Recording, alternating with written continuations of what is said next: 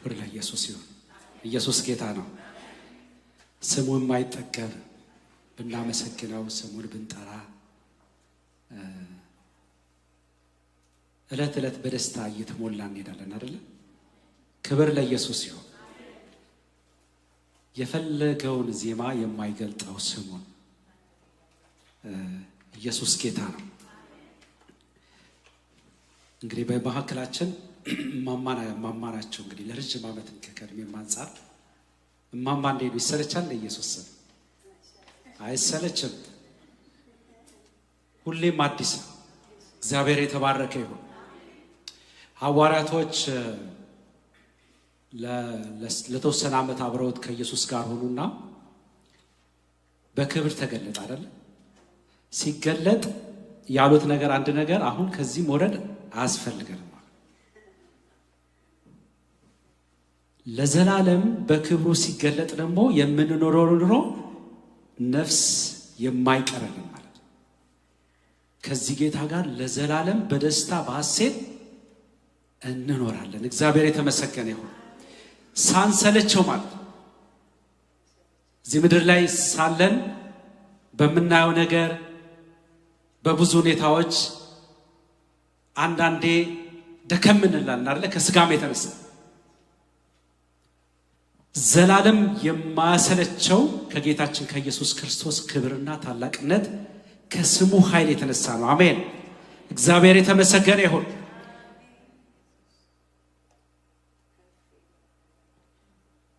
ክብሩ ሲነካን አያስወርደንም። እዛው ነው የምንቀረው። እግዚአብሔር ይባረክ። ክብር ለኢየሱስ ሲሆን የማይሰለች ስም እግዚአብሔር አምላክ ሰጠ። የማይጠገብ ስም እግዚአብሔር አምላክ ሰጠ። አምላካችን እግዚአብሔር አብ የተባረከ ይሁን። ክብር ሁሉ ለታላቅ ስም ይሁን። አሜን። እግዚአብሔር ይባረክ። እኛም በእድሜያችን በትንሿ እድሜያችን ብዙ ዓመት ዘመርን። በቤታችን ስንቀመጥ ስንነሳ ዘመርን። እንደው አንዳንዴ እኮ ቢሆን ነገር የሚሰለች ነገር አለ አይደለ? ግን የኢየሱስ ስም አይሰለች፣ አይጠገብም። ክብር ለታላቅ ስሙ ይሁን። ወደ እግዚአብሔር ቃል እንሄዳለን።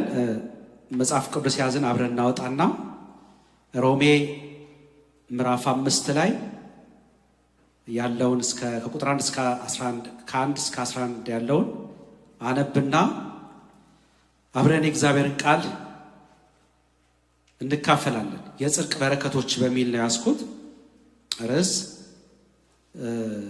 እንግዲህ በእምነት ስለጸደቅን በጌታችን በኢየሱስ ክርስቶስ በኩል ከእግዚአብሔር ጋር ሰላማለን፣ በእርሱም በኩል ይላል። ሃሌሉያ። በማን በኩል? ደጋግሞ በማን በኩል? በእርሱ በኩል በኢየሱስ በኩል አሁን ወደ ቆምንበት ጸጋ በእምነት መግባት ችለናል። የእግዚአብሔርንም ክብር ተስፋ በማድረግ ሐሴት እናደርጋለን። በዚህ ብቻ ሳይሆን በመከራችንም ሐሴት እናደርጋለን። ምክንያቱም መከራ ትዕግስትን እንደሚያስገኝ እናውቃለን። ትዕግስት ጽናትን፣ ጽናት የተፈተነ ባህሪ ተስፋን፣ ይህም ተስፋ ለእፍረት አይዳርገንም። እግዚአብሔር በሰጠን በመንፈስ ቅዱስ ፍቅሩን በልባችን አፍሷልና። ገና ደካሞች ሳለን ልክ ጊዜው ሲደርስ ክርስቶስ ስለ ኃጢአታችን ሞቷልና። ለጻድቅ የሚሞት ሰው ማግኘት እጅጉን ያዳግታል። ለደግ ሰው ሲል ሊሞት የሚደፍር ምናልባት ይገኝ ይሆናል። ነገር ግን ገና ኃጢአተኞች ሳለን ክርስቶስ ስለኛ ሞተ። ይህም እግዚአብሔር ለኛ ያለውን የራሱን ፍቅር ያሳያል። አሁን በደሙ ከጸደቅን ይልቁንም በእርሱ በኩል ከእግዚአብሔር ቁጣ እንዴት አንድንም። የእግዚአብሔር ጠላቶች ሳለን በልጁ ሞት ከእርሱ ጋር ከታረቅን እርቅን ካገኘን በኋላ በሕይወትም መዳናችን እንዴት የላቀ አይሆንም። ይህ ብቻ አይደለም፣ ነገር ግን አሁን እርቅን ባገኘንበት በጌታችን በኢየሱስ ክርስቶስ በኩል በእግዚአብሔር ደግሞ ሐሴት እናደርጋለን ይላል። ሃሌሉያ። እግዚአብሔር አምላካችን የተመሰገነ ይሁን። እንጸልይ። ሃሌሉያ። ጌታ ሆይ እናመሰግናለን። ስለሰጠን ቃል ተመስገን። ስለሰጠን ስለ ልጅ ኢየሱስ ክርስቶስ እናመሰግናለን። ስለሰጠን ሕይወት እናመሰግናለን። እግዚአብሔር ሆይ ተመስገን። ክብር ሁሉ ለታላቅ ስም ይሁን። እግዚአብሔር ሆይ በአንተ በልጅ በኢየሱስ ክርስቶስ ደስ ይለናል። ደስታችንም ከሱ የተነሳ ሙሉ ነውና እናመሰግናለን። ክብር ሁሉ ለታላቅ ስም ይሁን። በማዕከላችን መንፈስ ቅዱስ ስላለ ተመስገን። በጌታችን በኢየሱስ ክርስቶስ ስም አሜን። እግዚአብሔር የተመሰገነ ይሁን። የሮሜ መጽሐፍ ሁላችሁም ማን የጻፈው እንደዚህ ነው ምናምን የሚለውን ነገር አስፈላጊ አይመስለኝም። የሮሜ መጽሐፍ በጣም በምድራችን ላይ እጅግ በጣም ከተሰበከ ክፍል ውስጥ አንዱ ነው፣ ሁላችሁም እንደምታውቁ። ጳውሎስ ደግሞ የፈለጋችሁንም ሪሰርች ብታደርጉ ማንኛውም ትልልቅ የመጽሐፍ ቅዱስ አባቶች ጳውሎስ የጻፈው አይደለም በሚል ክርክር የማያደርጉበት መጽሐፍ ቢኖር የሮሜ መጽሐፍ ነው። ያው ሁላችሁም እንደምታውቁት ማለት ሮሜን ትልቁ ደግሞ በቮሊዩምም ትልቅ ነው አለ። ረጅም ምዕራፍ 16 ነው ያለው። ከወንጌላትና ከሐዋርያት ሥራ ቀጥሎ ትልቁ በአዲስ ኪዳን ትልቁ ዶክመንት ኦፍ ኮርስ ራእይም አለ፣ ግን የሮሜ መጽሐፍ ነው። ሰፊ ነው። ጳውሎስ ከጻፋቸው መጽሐፎች ውስጥ ደግሞ ትልቅ ሰፊ ዝርዝር። ቤተ ክርስቲያንም አብዛኛው ዶክትሪን የሚወሰደው ከሮሜ መጽሐፍ እጅግ ስለ እምነት ስለ ጽድቅ እነ ሉተርም ከቤተ ክርስቲያን ከካቶሊክ ቤተ ክርስቲያን ሲወጡ ራሱ መነሻቸው የሮሜ መጽሐፍ። ጽድቅ በእምነት ብቻ ነው። ማንም በሥራ የእግዚአብሔርን መንግሥት ሊወርስ አይችልም። እምነት ብቻ የሰውን ልጅ የማዳን ኃይል ጉልበት አለው። እግዚአብሔርም ከእምነታችን የተነሳ ወደ መንግሥቱ እንደሚያስገባን አምነው በዛ በወቅቱ ከነበረው የተለያየ አስተሳሰቦች ቤተክርስቲያን የያዘቻቸው ልምዶች ነበሩ። ከሱ ያወጣት ከእንቅልፉ ያነቃት መነሻው ሮሜ መጽሐፍ ላይ ነው። እዚህ ክፍል ላይ ምዕራፍ 5 ጀምሮ ጳውሎስ ከምዕራፍ 11 ድረስ የሚናገረው በአጠቃላይ ከጽድቅ የተነሳ ስላገኘነው በረከት ነው። እግዚአብሔር የተመሰገነው። ጸድቀናል። ሁላችሁም እንደምታውቁት ከጌታችን ከኢየሱስ ክርስቶስ የተነሳ ከሞቱ የተነሳ ከደሙ የተነሳ እግዚአብሔር የተመሰገነ ይሁን።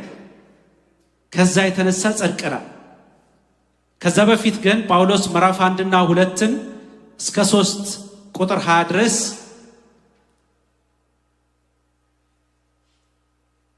ጳውሎስ ለምን እግዚአብሔር ይሄ የጽድቅ መንገድ ለምን እንዳስፈለገ ጳውሎስ በዝርዝር ይናገራል። ሁላችሁም እንደምታውቁት ማለት ነው። ምዕራፍ 1 ስለ አሕዛብ ነው የሚያወራው። ወደ መልእክት ያሳመጣለው የተወሰነውን ክፍል ላንብብና ከምዕራፍ 1 ከቁጥር 16 ጀምሮ ላንብቦት የተወሰኑትን። በወንጌል አላፍርም፣ ምክንያቱም ለሚያምን ሁሉ ለድነት የሚሆን የእግዚአብሔር ኃይል ነው። ይህም በመጀመሪያ ለአይሁድ ቀጥሎም ለአሕዛብ ነው። በወንጌል የእግዚአብሔር ጽድቅ ተገልጧልና፣ ጽድቁም ከመጀመሪያ እስከ መጨረሻ በእምነት የሆነው ጽድቅ በእምነት ይኖራል ተብሎ እንደተጻፈ ይልና አሕዛብ ሚለው እኛን ጨምሮ ከአይሁድ ውጭ የሆኑትን በአጠቃላይ ማህበረሰብ ማለት ነው። በክፋታቸው እውነትን አፍነው በሚይዙ በአመፃቸው በክፋታቸው ሁሉ የእግዚአብሔር ቁጣ ከሰማይ ይገለጣል። ስለ እግዚአብሔር ሊታወቅ የሚቻለው ለእርሱ ግልጽ ነው። ምክንያቱም እግዚአብሔር ለእነርሱ ግልጽ አድርጎታል። ዓለም ከተፈጠረ ጀምሮ የማይታየው የእግዚአብሔር ባህሪ ይኸውም ዘላለማዊ ኃይሉና መለኮትነቱ ከፍጥረቱ በግልጽ ይታያል። ስለዚህ ሰዎች ማመካኛ የላቸውም። እግዚአብሔርነቱ ከፍጥረቱ ግልጽ ነው። የሰው ልጅ እግዚአብሔርን ለማምለክ የእግዚአብሔር ባህሪ እግዚአብሔር በፍጥረቱ ውስጥ የተገለጠ ነው። ከዚህ የተነሳ ስለ እግዚአብሔር አላቅም ብሎ ማመካኘት አያስፈልግም። ሁሉ ነገር የተገለጠ ነው። ስለ እግዚአብሔር የሚናገር ፍጥረት በአጠቃላይ ስለ እግዚአብሔር የሚያወራ ነው። አሕዛብ ያንን ማመካኘት አይችሉም። የጽድቅ መንገድ የተገለጠ ነው። የእግዚአብሔር ሐሳብ የታወቀ ነው ከፍጥረቱ። ነገር ግን እግዚአብሔርን ቢያውቁም ይላል ከፍጥረቱ እግዚአብሔርን ቢያውቁም እንደ አምላክነቱ አላከበሩትም፣ ምስጋናም አላቀረቡለትም። ነገር ግን በሐሳባቸው ፍሬ ቢስ ሆነ፣ የማያስተውል ልባቸውም ጨለመ። ጥበበኞች ነን ቢሉ ሞኞች ሆኑ፣ የዘላለም አምላክን ክብር ሙት በሆነው በሰው በወፎች በእንስሳትና በምድር ላይ በሚሳቡ ፍጥረታት መልክ መስለው ለወጡ። ስለዚህ እግዚአብሔር በኃጢአት በተሞላው የልባቸው ምኞት እርስ በርሳቸው የገዛ አካላቸው እንዲያስነውሩ ቅድስና ለሌለው ርካቤ ሥጋ አሳልፎ ሰጣቸው። ለፈለጉት ለምኞታቸው እግዚአብሔር አሳልፎ ሰጣቸው እያለ ስለ አሕዛብ ይናገራል። እንደገና ምዕራፍ 2ን እንደው አታቆትም ብዬ አይደለም ወደሚቀጥለው ሐሳብ ስለሚያመጣ ለመንደርደር ስለፈለኩ ነው። ምዕራፍ 2 ስለ አይሁድ ነው የሚናገረው። አሕዛብ እግዚአብሔርን ቢያውቁት ከፍጥረቱ የታወቀ ቢሆንም እግዚአብሔርን ለማምለክ በእርሱ ለመታመን በእርሱ ለማመን ምክንያት ላለማመን ምክንያት ባይኖራቸውም በአመፃቸውና በልባቸው ክፋትና በጨለመ ልባቸው በማስተውልና ልባቸው ጨልሞ በራሳቸው ምኞትና በገዛ ፍቃዳቸው ለአመፃ ራሳቸውን ስለዳረጉ እግዚአብሔርም ለዛ ለነውር ለአመፅ አሳልፎ ሰጣቸው እያለ ይናገራል። ምዕራፍ 2 ደግሞ እንደዚሁ ዘልዬ ላንብበው። መጀመሪያ ላይ ቁጥር 1 ላይ ስለዚህ አንተ በሌላው ላይ የምትፈርድ የምታማከኝበት የሌለህም፣ በሌላው ላይ በምትፈርድበት ነገር ሁሉ ራስን ትኮንናለህ። ፈራጅ የሆነው አንተ ያንኑ ታደርጋለህ ይላል። አይሁድ ሕግ አለው፣ ትእዛዝ አለው። እግዚአብሔር እንዲተዳደር ሁላችሁም የምታውቁትን ሕግ ሰጥቶታል። በዛ ይመካል፣ በዛ ይኮራል። ግን ያንኑ አያደርገውም። ቁጥር 17 አንተ ይሁዲ ነኝ ካልህ በሕግ የምተማመንና ከእግዚአብሔር ጋር ባለህ ግንኙነት የምትኩራራ በሕግ በመመራትህም ፈቃዱን አውቀ ፍጹም የሆነውን ለይተህ ከያዝህ ለዕውሮች መሪ በጨለማ ላሉትም ብርሃን መሆንህን እርግጠኛ ከሆነ በሕጉ ካገኘኸው እውቀትና እውነት የተነሳ አላዋቂ ለሆኑት መካሪ ለሕፃናት አስተማሪ ከሆነ እንግዲህ አንተ ሌሎችን የምታስተምር ራስን አታስተምርምን? እያለ አይሁድን ይሞግታል። እንግዲህ የሮም ቤተክርስቲያን ሁላችሁም እንደምታውቁት አይሁድና አሕዛብ የሚገኝበት ቤተክርስቲያን ነው። ስለዚህ አይሁድን በዛ መልክ ይሞግታል እና አንተ ሕግ ቢሰጥህም እግዚአብሔርን እንድታውቅ ቃል ኪዳን ተስፋ ቢኖርህም በከንቱነት ተመላለስክ እያለ ይናገርና ምዕራፍ 3 ከቁጥር 10 ላይ ላንብበው ወደ ሐሳቤ ቶሎ እንድመጣ 9 ጀምሮ እንዲህ ምን እንላለን ይላል። ብዙ ነገር ከዘረዘ እኛ ከእነርሱ እንበልጣለንን? ከቶ አይደለንም ማለት ስለ አይሁድ ነው የሚናገረው። አይሁድም ሆነ አሕዛብ ሁሉም ከኃጢአት በታች እንዲሆኑ አስቀድመን ከሰናቸዋል። በእግዚአብሔር ፍርድ ስር ሁሉም ኃጢአተኛ እንደሆኑ አስቀድመን ከሰናቸዋል ይልና የዳዊትን መጽሐፍ ይገልጻል አይደል? ከቁጥር 10 ጀምሮ እንደምታውቁ ጻድቅ ማንም የለም አንድም እንኳን አስተዋይም የለም እያለ የእግዚአብሔር ጽድቅ ይሄ ኢየሱስ ክርስቶስ እዚህ ምድር ላይ መጥቶ እኛን ለማጽደቅ እግዚአብሔር ለመቀበል ምክንያት ይሆነን ይሄ ነው አይደል? ሁሉም ሰው በእግዚአብሔር ፍርድ ውስጥ የተቀመጠ ሁሉም ከእግዚአብሔር አምላክ ጋር ጠላት ሆኖ የተቀመጠበት ምክንያት። ከዛ በኋላ ከምዕራፍ 3 ከቁጥር 1 ጀምሮ ጳውሎስ እግዚአብሔር አምላክ የጽድቅን መንገድ እንዴት እንዳዘጋጀ ሁላችሁም ታውቃላችሁ። 3:21 ሌላ አንብበው። አሁን ግን ሕግና ነቢያት የመሰከሩት ከሕግ ውጭ የሆነ የእግዚአብሔር ጽድቅ ተገልጧል። ይህ የእግዚአብሔር ጽድቅ ኢየሱስ ክርስቶስን በማመን የሚገኝ ጽድቅ ነው ይላል። ሃሌሉያ! እግዚአብሔር የተመሰገነ ይሁን። አይነው በጣም የደህንነት ትምህርት ነው አይደል? ገና ጌታችን ኢየሱስ ክርስቶስን እንደተቀበልን የተማርነው ትምህርት ነው። ሁሉም ኃጢአትን ሰርቷል፣ የእግዚአብሔርም ክብር ጎሎታል ይላል። ነገር ግን እግዚአብሔር አምላክ መንገድን አዘጋጀ። እንዲሁ በጌታችን በኢየሱስ ክርስቶስ በማመን ቁጥር 8 ላይ ማንም ሰው ሕግን በመፈጸም ሳይሆን በእምነት እንደሚጸድቅ እናረጋግጣለን ይላል። በእምነት እንደሚጸድቅ እናረጋግጣለን ብሎ ምዕራፍ 4ን ሁላችንም እንደምናውቀው ጳውሎስ ያው የተማረና እጅግ በጣም በወቅቱ ታላቅ በሆነው በአስተማሪ ስለ የተማረ ስለሆነ ልክ የተለያየ ሪሰርች ሰርታችሁ ሞዴል ነው የሚያቀርበው አይደለ?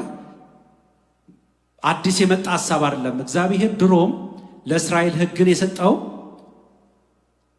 እንዲጸድቁበት አይደለም፣ በዛ እንዲያልፉ በዛ ጽድቅን አግኝተው እግዚአብሔር እንዲቀበላቸው አይደለም ሕግ የተሰጠው። ሕግ የሰው ልጅን ያጸድቃል ብሎ አይደለም እግዚአብሔር የሰጠው አይደለ? እግዚአብሔር ባህሪውን ነው የነገራቸው። እግዚአብሔር ይሄን አወድም ይሄን ታደርግና እግዚአብሔር ይቀጣሃል ሲል ያንን በእግዚአብሔር ፊት ፈጽሞ ጸድቀው በእግዚአብሔር ፊት እንዲገኙ አይደለም የሰጣቸው። ምክንያቱም ጳውሎስ እዚህ ላይ ምዕራፍ 4 ላይ ይናገራል። አብርሃምን ተመልከቱት ይላል። አብርሃም ማለት ሁለት በእስራኤል ዘንድ ሁለት እንደ ፊገር የሚታዩ እንደ ሞዴል የሚታዩ ጻድቁ አባታችን አብርሃም የሚባል ጻድቁ አባታችን ዳዊት የሚባል እነዚህን ሁለት የእስራኤል ምሰሶዎችን ያነሳል። ስለ ጽድቅ ሲነሳ እኛ አባቶች ይነሳሉ። አንዱ አብርሃም ነው። ምን ይላል? እንዲህ በስጋ የቀድሞ አባታችን የሆነ አብርሃም በዚህ ረገድ ምን አገኘ እንላለን? አብርሃም በስራ ጸድቆ ቢሆን የሚመካበት ነበረው፣ ነገር ግን በእግዚአብሔር ፊት መመካት አይችልም። መጽሐፍ ምን ይላል? አብርሃም እግዚአብሔርን አመነ፣ ጽድቅም ሆኖ ተቆጠረለት ይላል። ተመልከቱት አብርሃምን። አብርሃም እግዚአብሔርን አመነ፣ ጽድቅ ሆኖ ተቆጠረለት። እንዲሁም ስለ ዳዊት ይናገራል። ዳዊትም ጽድቅ ያለ ሥራ ስለሚቆጠርለት ሰው ብፅዕና እንዲህ ይላል ምዕራፍ ቁጥር 7 ላይ ምዕራፍ 4 መተላለፋቸው ይቅር የተባለላቸው ኃጢአታቸው የተሰረየላቸው ብፁዓን ናቸው። እኚህን ሁለት ሰዎች አንስቶ የሮምን ቤተክርስቲያን ሰዎች አያውቃቸውም፣ በአካላቸውም ይህንን የተቀበሉትን እውነት አጥብቀው ምን ያህል መያዝ እንዳለባቸው ከነሱ አንዲት ነገር ጨምሮ ሳይሆን እግዚአብሔር አምላክ እንደተቀበላቸው በማስረጃ ያውም በቤተ ክርስቲያን ታሪክ ማለት በእስራኤል ታሪክ ምሰሶ በሆኑት በሁለት ሰዎች ማስረጃ አቅርቦ እስራኤል አይሁድም የሚሞግትበት ምክንያት እንዳይኖረው እነዚህ ማስረጃዎች ያቀርብ። አሁን መልስ የላቸውም አይደል? እግዚአብሔር አምላክ ሰውን የተቀበለው እንዲሁ በእምነት በመጽደቅ መሆኑን ማረጋገጫ ይሰጣቸዋል። እኛንም እንደዚህ ነው የተቀበለን አይደል? የሚኮራ አለ በማከላችን ይህን አድርግ ያለው በእግዚአብሔር ፊት እኔ እኮ በቃ አንዳች ነገር አላደረኩ የሚል አለ። በእኛ መካከል ከከሌት ምሻል ነኝ ብሎ የሚያስባለ። እርግጠኛ ነኝ ሁላችሁም የለም እንደምትሉ። መንገዱ አንድና አንድ ነው። ጌታችን ኢየሱስ ክርስቶስን በማመን እርሱ ከሰራው ስራ እርሱ ካደረገው በደሙ በሞቱ የእግዚአብሔርን ጽድቅ ተቀበለን። ሃሌሉያ!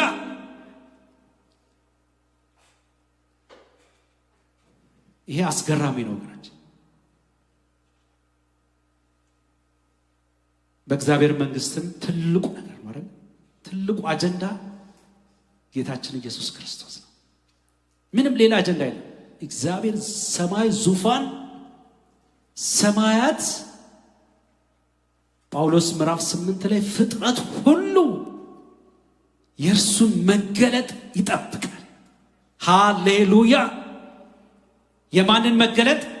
የጌታችን የኢየሱስ ክርስቶስን የክብሩን መገለጥ።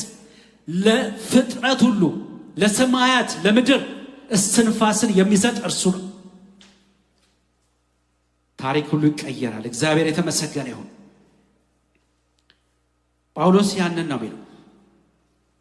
እንግዲህ በእምነት ስለ ጸደቅን ይላል። እግዚአብሔር የተመሰገነ ይሁን። እንግዲህ በእምነት ስለ ጸደቃችሁ በጌታችን በኢየሱስ ክርስቶስ በኩል ይላል። ሃሌሉያ! ስሙ ለዘላለም ይባረክ። በእርሱ በኩል ከእግዚአብሔር ጋር ምን አላችሁ ይላል? ሰላም አላችሁ ይላል። ይሄ ምን ማለት ነው? ሰላም እጅግ ወሳኝ ነገር ነው አይደል? ለሰው ልጅ ሰላም ከሌለ እዚህ ቦታ መቀመጥ ማንችል። ሰላም መሰረታዊ ጥያቄ። አሁን በምድር ውስጥ ትልቅ የሰላም ረብሻ አለ አይደል? ጦርነት አለ። ኪሳራው ብዙ ነው። ሰላም ከሌለ ሰላም መሰረታዊ ለሰው ልጅ በተለይ የሰው ልጅ መሰረታዊ ጥያቄ፣ መሰረታዊ በረከት የሰላም ጥያቄ። ሰላም ከሌለ ንብረት የለም። ሰላም ከሌለ መስራት የለም። ሰላም ከሌለ ልጅ የለም። ሰላም ከሌለ ሁሉ ነገር ይረበሻል። ከእግዚአብሔር ጋር ግን ሰላም ከሌለ ደግሞ ሁሉ ነገር የለም። ከእግዚአብሔር ከአምላክ ጋር ሰላም ከሌለ ኢየሱስ ክርስቶስ የመጀመሪያው ያደረገው ከእግዚአብሔር ጋር ሰላምን መፍጠር። እግዚአብሔር ጠላት ነበር። ኦፍኮርስ አሁንም አለ። ጠላቱ የሰው ልጅ ባጠቃላይ። ምክንያቱም መጽሐፍ ቅዱስ እንደሚል ቁጥር 10 ላይ የእግዚአብሔር ጠላቶች ሳለን ይላል። ጠላት አይገርማችሁም? እግዚአብሔር አምላክ ጠላት አለው ስንል ጠላት ካለ ማጥቃት ነው አይደል የሚቀድመው? ያውም ቅጣቱ ደግሞ በሞት የሚያስቀጣ ቅጣት።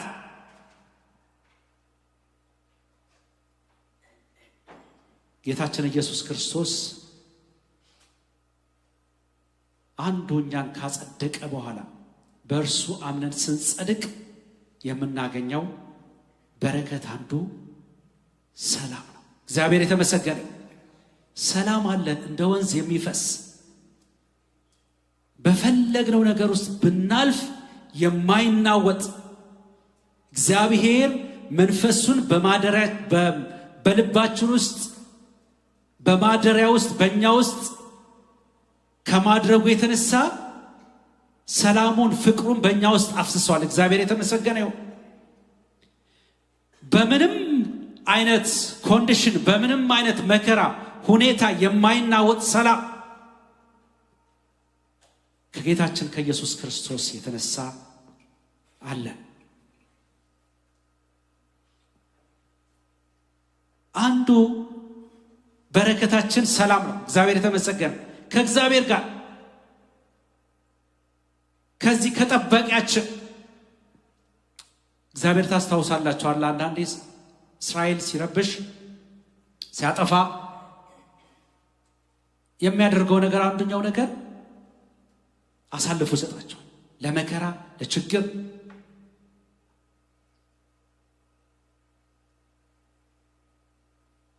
አሁን ግን በጌታችን በኢየሱስ ክርስቶስ በኩል የጸናች ሰላም ከእግዚአብሔር ጋር አለ። እግዚአብሔር የተመሰገነ ይሁን ወገኖች።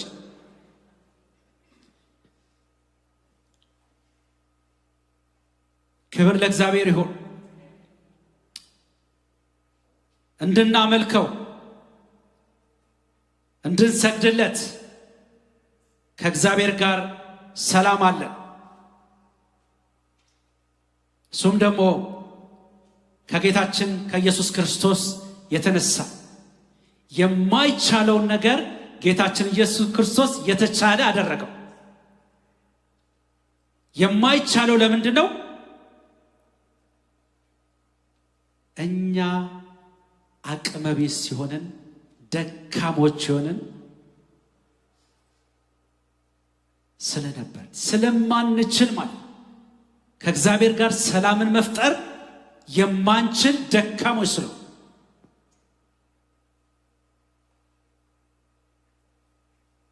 የማይቻለውን በጌታችን በኢየሱስ ክርስቶስ በኩል እግዚአብሔር አምላክ ሰላም ፈጠረ። ሮሜ 4:5 ላይ እርሱ ስለ ኃጢአታችን እንዲሞት አልፎ ተሰጠ፣ እኛን ጻድቅ አድርጎ ለማቅረብ ከሞት ተነሳ። ሃሌሉያ! ይህ እኮ እንደው ተነስቶ በጣም የሚያስጨፍር ነበረ። ግድ የለም ቁጭ በሉ፣ ችግር የለው። እውነቴን ነው፣ የሚያሳብድ እኮ ነው። እንደገና ላንብብላችሁ። እርሱ ስለ ኃጢአታችን ደካሞች ሳለን አቅም የሌለን የሞትን ሳለን አለ ጳውሎስ። እንደውም በኃጢአታችን ሙታኖች ነበርን ነው የሚለው አይደል? ኤፌሶን ምዕራፍ 2 ላይ ገና ሙታኖች ሳለን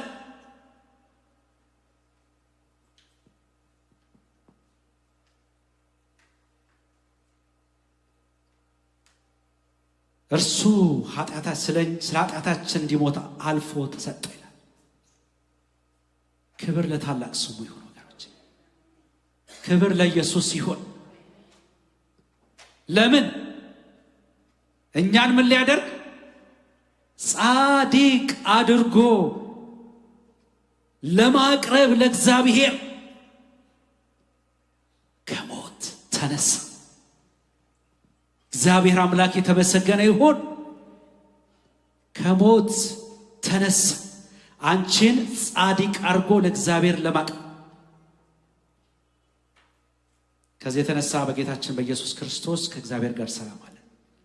ስለዚህ በጌታ ያልሆኑ ሰዎች እግዚአብሔርን ሲጠሉ አንደነቅም ማለት ነው። ለምንድን ነው?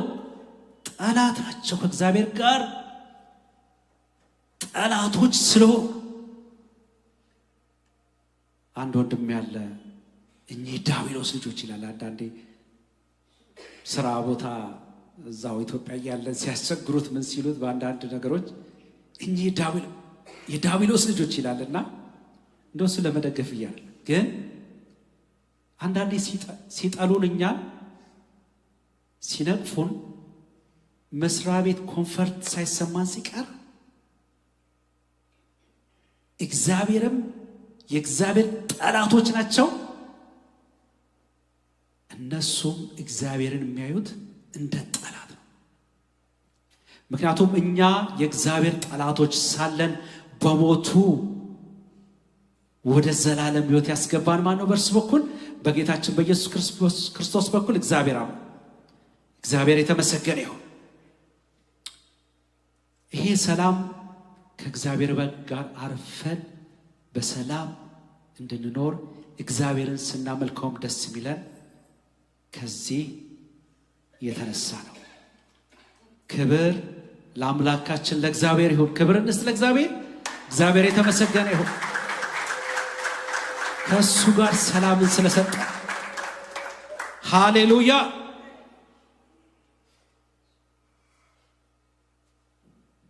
ቁጥር 2 ላይ አሁንም በእርሱ በኩል አሁን ወደ ቆምንበት ጸጋ በእምነት መግባት ችለናል። ሃሌሉያ። ይሄ ታምር እኮ ነው ወገኖች።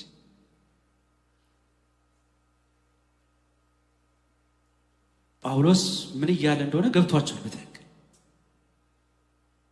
በምሳሌ ላስረዳችሁ። አንዳችሁን ከዋሽንግተን ዶናልድ ትራምፕ ልኮት ወደዚህ ቤተ መንግስት ዛሬ ራት ግብዣ አለ ቢላችሁ እቺ አገር ምድሩ ማበቃችሁ እርግጠኛው ነግራችሁ። ፌስቡክ ይጨናነቃል፣ ዩቲዩብ ይጨናነቃል። የማይጨናነቅ ነገር የለም። የማይጨናነቅ ነገር የለም። እውነቴን ነው የምላችሁ። ተውትና በአንድ ሴሌብሪቲ እጅ ለጨበጠ እንኳን እንዴት መሬት ላይ እንደሚንፈራፍሩ ሰዎች የዚህ ዓለም ሰዎች ታውቃላችሁ። ላንብብላችሁ ጳውሎስ ምን እያለ ነው? በእርሱ በኩል አሁን ወደ ቆምንበት ጸጋ መግባት ችለናል። እግዚአብሔር የተመሰገነ ይሁን። ጸጋን ተቀብለናል። ያ ጸጋ ሁላችሁም እንደምናውቁት የእግዚአብሔር ነፃ ችሮታ ነው አይደል? በነፃ ለማይገባው ሰው የሚሰጥ በረከት ነው። ከዚህ ጸጋ የተነሳ ወደ እግዚአብሔር ለመግባት አክሰሱን አግኝተናል ነው የሚለው። ሃሌሉያ! ወዴት ለመግባት? ወደ እግዚአብሔር ዙፋን ለመግባት። ወደ ዙፋኑ ለመግባት አክሰስ ሰማይና ምድርን ለፈጠረው ሁሉን ቻይ ወደ ሆነው ታላቅ ወደ ሆነው ወደ እግዚአብሔር ወደ ዙፋኑ ለመግባት አክሰሱ ከጸጋ የተነሳ ግሬስ ፌቨር ማግኘት ጸጋ።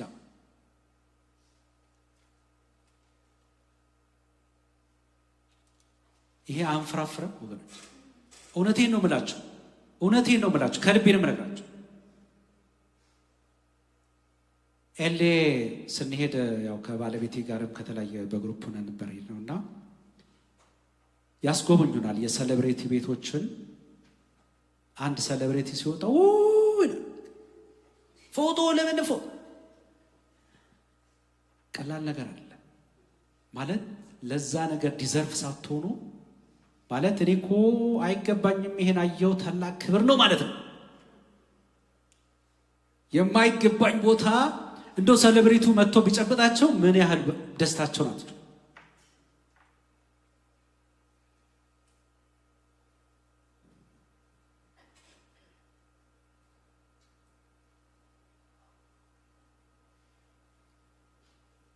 እግዚአብሔር ጸጋውን ሰጠ። ለምን? ወደ እግዚአብሔር እንድንገባ። የአስቴር ታስታውሱ እንደሆነ መርዶክዮስ ገቢ ወደ መንግስቷ ወደ ንጉሱ ባት ገቢ መዳን ከሌላ ዘንድ እግዚአብሔር አንቺ እዛ ቦታ ያስቀመጠሽ በቃ በሞትም ገባለው ጾምጽና ጸሎት ያዙ ዘንጉን እንዲዘረጋናል አክሰስ። እኛ ደግሞ ከጸጋው የተነሳ እግዚአብሔር ከሰጠን ከዚህ ጸጋ የተነሳ ወደ መንግስቱ ለመግባት ቻለ። ከማን የተነሳ? በእርሱ በኩል በጌታችን በመድኃኒታችን በኢየሱስ ክርስቶስ በኩል ማለት ነው። ጳውሎስ ያንን ነው በእርሱ በኩል አሁን ወደ ቆምንበት ጸጋ በእምነት መግባት ችለናል። አክሰሱ ብቻ አይደለም የተሰጠ በመንግስቱ ለዘላለም እንድንኖርም ከጸጋው የተነሳ በቃ። ሃሌሉያ ወገኖች፣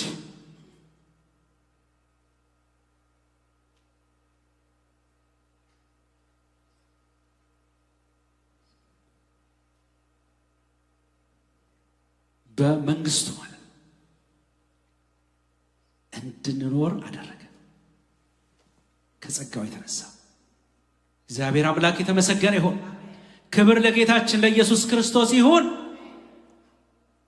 ኢየሱስ ጌታ ነው። ቀደም ስሙ አይጠገብም፣ ስሙ ይጣፍጣል፣ ስሙ ደስ ያሰኛል። ስሙን ስንጠራው ሐሴት ይሞላብናል የምንለው ለዚህ እርሱ አበቃን። ጸጋ ምንም ዲዘርቭ ማናደርግ ሰዎች ለዘላለም በመንግስቱ ውስጥ እንድንኖር አደረገን ከጸጋው የተነሳ።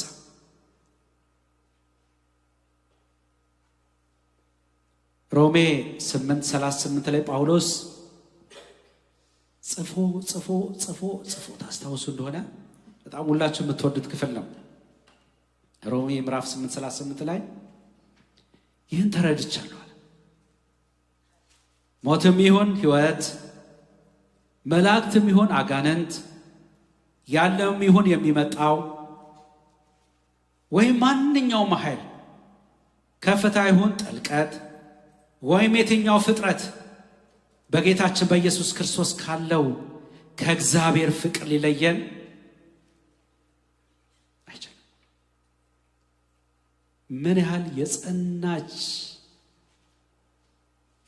ተስፋ ጸጋው ምን ያህል ኃይል ያለው መሆኑን ከዚህ እንረዳለን። ማንም ሊለየኝ እንደማይችል ይህንን ተረድቻለሁ። እግዚአብሔር የተመሰገነ። መከራ እዚህ ምድር ላይ ያለ መከራ በአጠቃላይ ቢሰበሰብ እንኳን ሊለየን እንደማይችል ከእግዚአብሔር ፍቅር ሊለየን አይችልም። እግዚአብሔር የተመሰገነ ይሁን። ክብር ለእግዚአብሔር ይሁን። እስቲ ክብርን እንሰጣለን ለጌታ። ሃሌሉያ! ኢየሱስ ጌታ ነው። ስሙ ለዘላለም የተባረከ ይሁን። ሌላው ሶስተኛው እዚህ ላይ የሚናገረው ሐሴት፣ በክብር ተስፋ ሐሴት እናደርጋለን፣ ደስ እንሰኛለን ከተቀበልነው ጽድቅ የተነሳ ማለት ነው።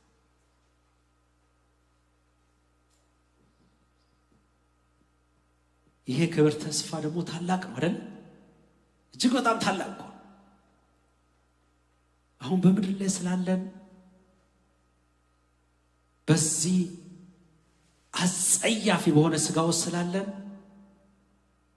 አይታየንም እንጂ የከበረ ተስፋ አይደል? ክብር ያለ እግዚአብሔር የተመሰገነ ይሁን። ይሄ ተስፋ ወገኖቼ፣ አንዳንዴ ተስፋ ስንል እንደው አይሆፕ ቀኑ ዛሬ መልካም ይሆናል የሚል ተስፋ ነው ማለት አንሰርቲኒቲ የሌለው ተስፋ ነው። ያውን ላይሆንም ይችላል ማለት ነው አይደለ? እንደዛ አይነት ተስፋ አይደለም ያለው፣ የተረጋገጠ ነው። ሃሌሉያ! የተረጋገጠ ተስፋ።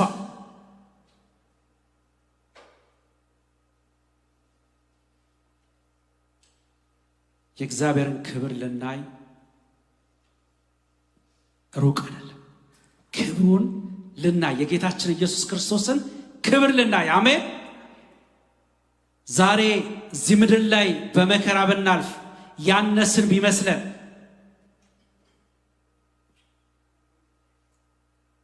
እኛ ግን ክብር ያለን ተስፋ ያለን ሰዎች ከዚህ ክብር ተስፋ ደግሞ የተነሳ ሐሴት እናደርጋለን። እግዚአብሔር የተመሰገነ ይሁን።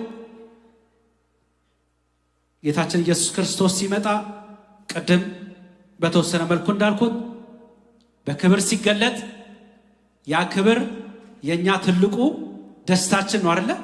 ደስታችን ፍጹም ይሆናል፣ ሙሉ ይሆናል። እግዚአብሔር ይመስገን።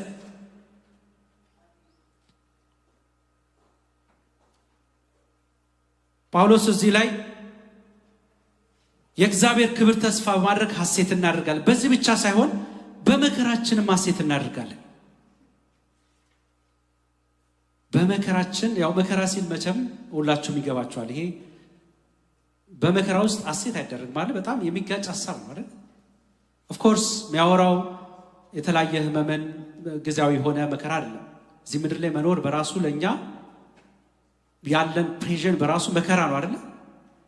መከራ ነው። እዚህ ምድር ላይ መኖር በራሱ ለአንድ ለክርስቲያን መከራ ነው።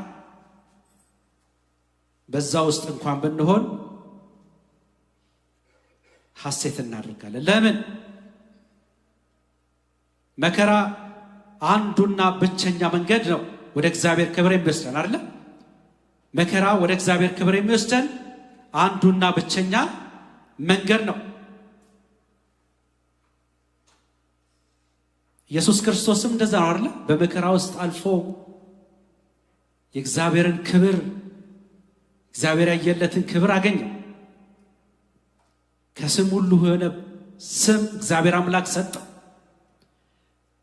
ጳውሎስም ሮሜ ምዕራፍ 8:17 ላይ ልጆቹ ከሆነን ወራሾች ደግሞ ነን የክብሩ ተካፋዮች እንሆን ዘንድ በእርግጥ የመከራው ተካፋዮች ብንሆን የእግዚአብሔር ወራሾች ከክርስቶስ ጋር አብረን ደግሞ ወራሾች።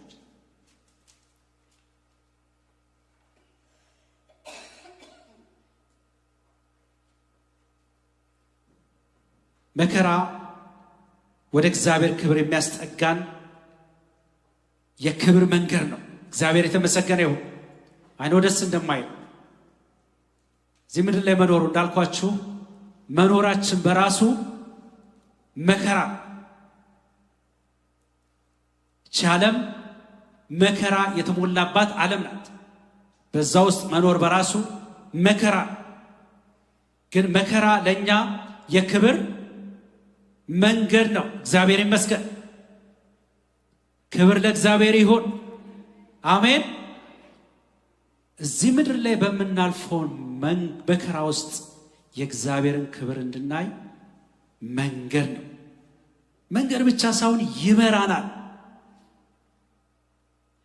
ወደ እግዚአብሔር ክብር ይመራናል። ወገኖች ወደ እግዚአብሔር ክብር ይመራናል። በዚህ ብቻ ሳይሆን በመከራችን ሐሴት እናደርጋለን። ምክንያቱም መከራ ትዕግስትን እንደሚያስገኝ እናውቃለን። ትዕግስት ጽናትን፣ ጽናት የተፈተነ ባህሪን፣ የተፈተነ ባህሪ ደግሞ ተስፋ። ይህም ተስፋ ለእፍረት አይደርገንም። እግዚአብሔር በሰጠን በመንፈስ ቅዱስ ፍቅሩን በልባችን አፍሷል። እግዚአብሔር የተመሰገነ ወደ ክብር ይመራናል። በመከራ ውስጥ ትዕግስትን እናያለን። በመከራ ውስጥ ጽናትን እናያለን። ከጽናት በኋላ ደግሞ ጸንተን ስንቆም ደግሞ ባህሪያችን ይሰራበታል። ያ ባህሪ የልጁ መልክ ነው አይደለ? እግዚአብሔር አምላክ ከኛ የሚፈልገው ባህሪ የልጁን መልክ እንድንመስል፣ ጌታችን ኢየሱስ ክርስቶስን እንድንመስል ያደርጋል። እግዚአብሔር አምላክም በዚያ ደግሞ ደስ ይሰኛል። ክብር ለአምላካችን ለእግዚአብሔር ይሁን። ለዛ ነው በመከራችን ሐሴት እናደርጋለን ሲል፣ በመከራ ውስጥ ስናልፍ መከራ ወደ እግዚአብሔር ክብር ይመራናል። ትዕግስትን ያስተምረናል፣ ያጸናናል። በጽናት ውስጥ ደግሞ የልጁን መልክ እንድንመስል ያደርገናል። እግዚአብሔር የተመሰገነ ይሁን።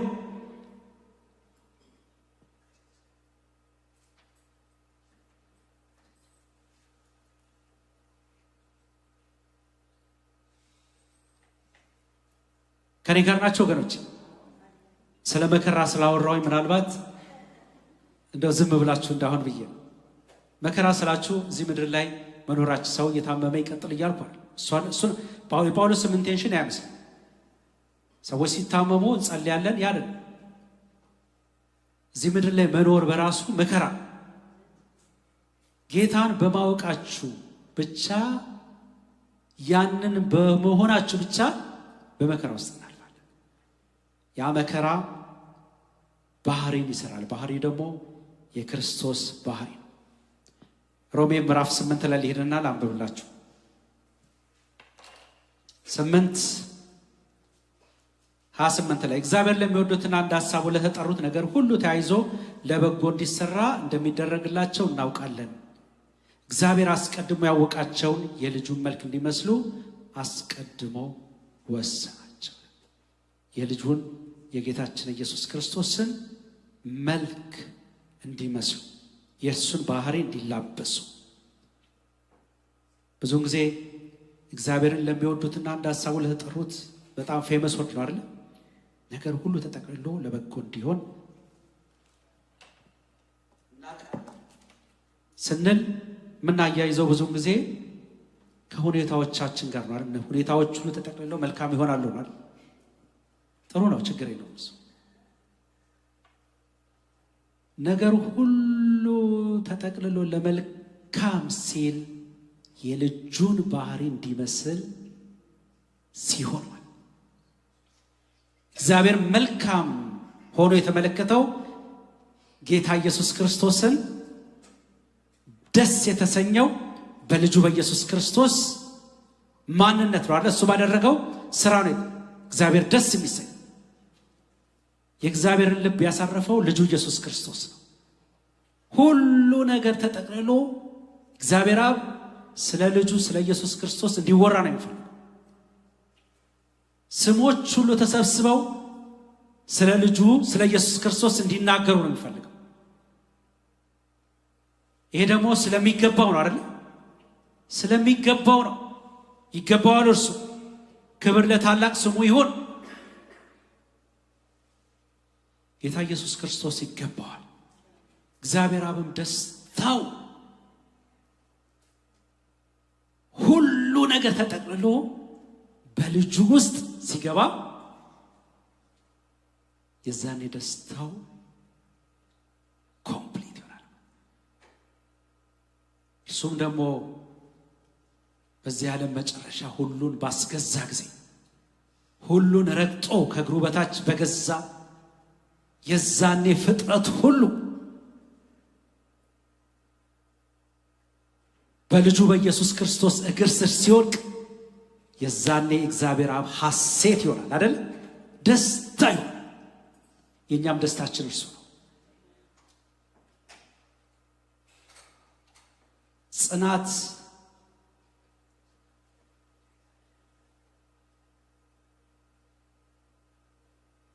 የተፈተነ ባህሪን ይሰጣቸዋል ሲል የልጁን መልክ የልጁን ባህሪ እርሱን ይሰጣቸዋል።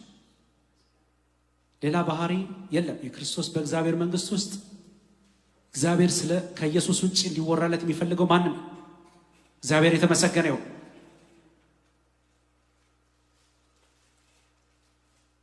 ሌላው በመከራ ውስጥ የእግዚአብሔርን ፍቅር እናያለን።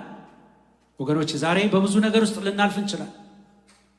በምናልፋቸው ነገሮች ውስጥ ተሰርተን ባህሪያችን ብቻ ሳይሆን እግዚአብሔር ለኛ ያለውን ፍቅር ሁሉ እንመለከታለን። ገና ደካሞች ሳለን ይላል ከላይ እግዚአብሔር በሰጠን በመንፈስ ቅዱስ ፍቅሩን በልባችን አፍስሷልና ይልና ገና ደካሞች ሳለን ልክ ጊዜው ሲደርስ ክርስቶስ ስለ ኃጢአታችን ሞቷልና ለጻድቅ የሚሞት ሰው ማግኘት እጅጉን ያዳግታል። ለደግ ሰው ሲል ሊሞት የሚደፍር ምናልባት ይገኝ ይሆናል። ነገር ግን ገና ኃጢአተኞች ሳለን ክርስቶስ ስለኛ ሞተ። ይህም እግዚአብሔር ለኛ ያለውን የእርሱን ፍቅር ያሳያል።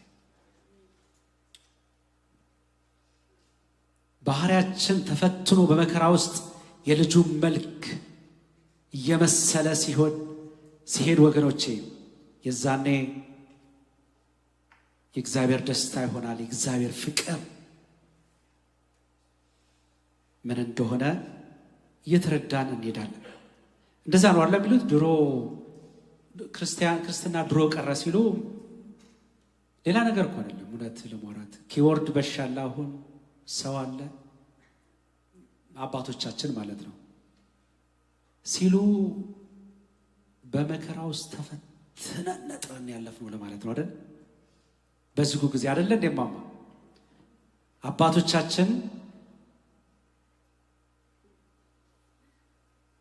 አብዛኞቻችን ምናልባት እዚህ የለን ማለት የዛኔ አባቶቻችን ባለፉት ህይወት አልፈላሁን ይችላል። በዛ ውስጥ ነጥረው አልፈው የክርስቶስን ባህሪ ይዘው ሄዱ ስላለፉ ክርስትና ድሮ ቀረ በተገፋንበት እኛም በትንሹ በ1980ዎቹ ትንሽም ቢሆን ብዙ የቀብር ስነ ስርዓት ሲከለከል ያችንም እንደ መከራ ተቆጥሮ ቦታ ሲጠፋ ጌታ ኢየሱስ ክርስቶስ መጥራት ነውር በሆነበት ዘመን ውስጥ ትምህርት ቤት ውስጥ ተደብቀን ስናመልክ እሷንም እንደ ትንሽዬ ፕሬሸር እንቆጥራታለን። ነገር ግን በዛ ውስጥ እግዚአብሔርን ፍቅር የምናይበት ሆናል። ሌላው አራተኛው መዳን ነው። መዳን አግኝተናል። እንግዲህ ስለጸደቅን መዳን በሁለት ነው ለሚከፈለው ያው ታውቃላችሁ። አንደኛው መዳን በጌታችን በኢየሱስ ክርስቶስ ከኃጢአት ነፃ የሆንበት ከፍርድ ያመለጥንበት መዳን ነው አይደል? ኃጢአታችን ሁሉ የተተወበት እግዚአብሔር እኛን ጻድቅ አድርጎ የተቀበለበት መዳን እሱ የተቀበልነው ነው አይደል? ወደፊት ሌላ መዳን አለ። አሁን መዳናችን ኮምፕሊት አልሆነም አይደል? ኮምፕሊት አልሆነ ለምስላችሁ እንደው ያነሰ ነገር አሁን የተቀበልነው እውነት ያነሰ ነው ለማለት ፈልጌ ሳይሆን መዳናችን ኮምፕሊት የሚሆነው ከዚህ ስጋ ተነጥለን ስንሄድ ብቻ።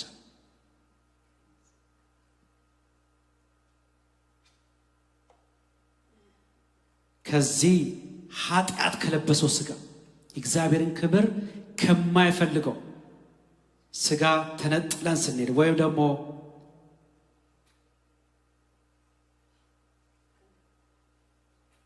አዲሱን የክርስቶስን አካል ስንለብስ፣ ሃሌሉያ እንለብሳለን አይደል? የክርስቶስን አንድ ጊዜ አንድ ሰባኪ ሲናገር ይጮሃል። ኢየሱስ ሊመጣ ነው ሰው ጸጥ። ከዛ በፊት በነበረ ስብከት ላይ ጌታ ሊባርክ ነው ሲባል ሰው እየተነሳ አየሩን ይዝቅ፣ አሜን። ሁለተኛ ሰባኪው ሲመጣ ስለ ኢየሱስ መምጣት ነበር። ድሮ ይሰበክ ነበር ብዙ፣ አሁን ቀርቷል። ታውቃላችሁ አይደል? አሁን የሚሰበከው እዚች ምድር ላይ ኑሮዋን እንዴት እናሻሽል። እውነቴን ነው የምላችሁ። ድሮ ጌታ እኔ በጌታን በተቀበልኩ ሰሞን ጌታ እዚች አፍንጫዬ ጋር ያለ ነበር የሚመስለኝ። ሊመጣ ነው። ራእዮችንም ዝም ብለን በምናብ ብዙ ስለምናስብ ጓደኛ የነበረ ትጅዬ ታውቀዋለች እና ሁሌ ጌታ መምጣቱን ብቻ ነው በህልም ብቻ ቢያ ሰማይ ከሰማይ ድንጋይ ወርዶ ምድሮት ያስተፍጫል። እና ይሄ ሰባኪ ወደ ሐሳቤ ልምጣና ጸጣ ወይኔ ያለ በቃ እስቲ ከጎን ያለው ሰው ነካ አድርገውና ኢየሱስ ይመጣል በለው። ጀርዬ እግዚአብሔር አምላክ ይባርክሽ። እውነቴን ነው የምላችሁ። ችግሩ አንዳንዴ ጳውሎስ ራሳችሁን ለዚህ ነገር ቁጠሩት ይላል። ጌታችን ኢየሱስ ክርስቶስ ይመጣል ወገኖች። የክብር ተስፋችን ይመጣል፣ ቶሎ ይመጣል። በክብር እንነጠቃለን ወይ ደግሞ ወደ እሱ እንሄዳለን፣ ክብሩን እናያለን። እግዚአብሔር የተመሰገነ ይሁን።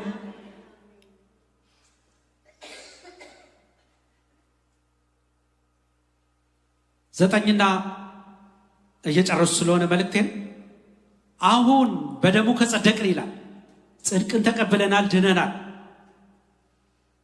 ይልቁንማ በእርሱ በኩል ከእግዚአብሔር ቁጣ እንዴት አንድንም ይላል።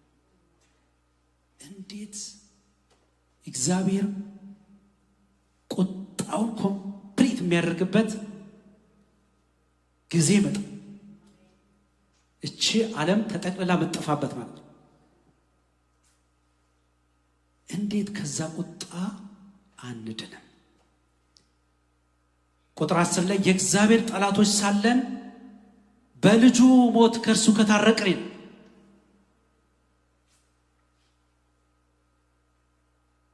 እርቅን ካገኘን በኋላ በሕይወቱማ መዳናችን እንዴት የላቀ ይሆን።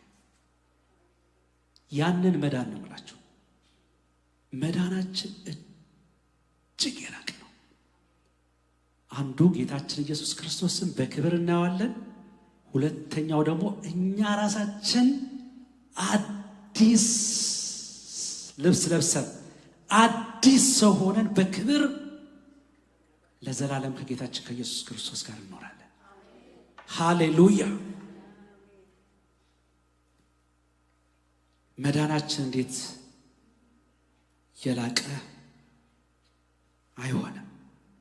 ከዚህ ስጋችን አስቸጋሪ ከሆነው ለእግዚአብሔር አልታዘዝም ካለው የእግዚአብሔርን ክብር በድንግዝግዝ እንድናደርግ ካደረገው ከዚህ ስጋችን ስንላቀቅ መዳናችን ኮምፕሊት ይሆናል። ሃሌሉያ!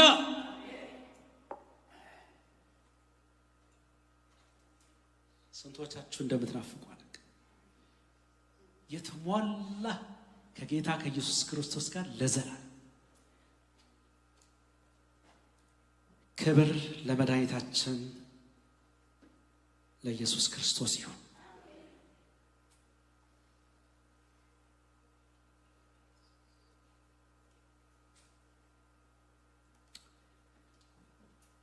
እንቁም። ሁላችንም በእግዚአብሔር ፊት እንጸልያለን። ሃሌሉያ!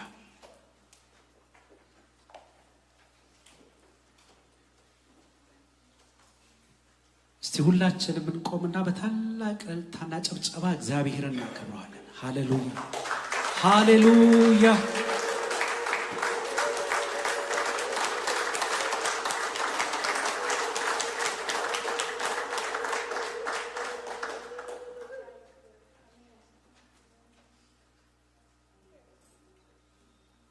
እግዚአብሔር ሆይ እናመሰግናለን ስለሰጠን በረከቶች። ክብር ለታላቅ ስም። ስለሰጠን ሰላም እናመሰግናለን። ስለሰጠን ጽድቅ እናመሰግናለን። ስለሰጠን ሞገስ እናመሰግናለን። ስለሰጠን ጸጋ እናመሰግናለን። ስለሰጠን ፍቅር እናመሰግናለን። ስለሰጠን ስለ ጌታችን ስለ ኢየሱስ ክርስቶስ እናመሰግናለን። ክብር ሁሉ ለታላቅ ስም ይሁን በጌታችን በኢየሱስ ክርስቶስ ስም አሜን። ሃሌሉያ!